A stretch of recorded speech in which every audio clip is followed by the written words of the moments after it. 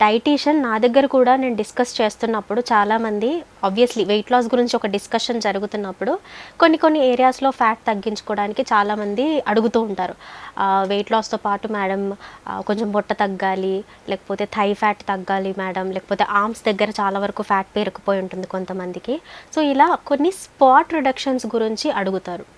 నిజానికి చెప్పాలంటే to be Frank ఎప్పుడు కూడా స్పాట్ రిడక్షన్ అనేది జరగదు. సో ఒకవేళ మీకు అలా ఎవరైనా ప్రామిస్ చేసినా కూడా you should not trust it, because spot reduction అనేది completely it's a fake thing. మీరు ఎప్పుడైతే మీ ఓవరాల్ బాడీ ఫ్యాట్ పర్సెంటేజ్ మీద, మజిల్ గ్రోత్ మీద, బాడీ టోనింగ్ మీద మీరు ఫోకస్ చేస్తారో అప్పుడే మీ బాడీ అనేది ప్రాపర్ షేప్కి వస్తుంది. అంతే తప్ప ఒక చిన్న జ్యూస్ తాగితే మీకు పొట్ట కరిగిపోతుంది, ఒక చిన్న పిల్ వేసుకుంటే పొట్ట కరిగిపోతుంది అనేది మాత్రం ఉండదు. సో మనకి బాడీ ఫ్యాట్లో లేయర్స్ వైజ్గా ఉంటుంది.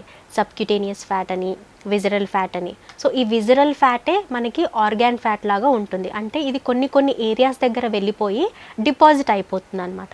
సో దీన్నే మనము మన భాషలో మొండి ఫ్యాట్ అని కూడా అంటూ ఉంటాం. సో ఆబ్వియస్లీ ఈ మొండి ఫ్యాట్ తగ్గాలంటే దానిపైన ఉన్నటువంటి లేయర్స్, బ్లడ్ స్ట్రీమ్లో ఉన్నటువంటి కొలెస్ట్రాల్స్ ఇవన్నీ ఫస్ట్ సెట్ అవ్వాలి.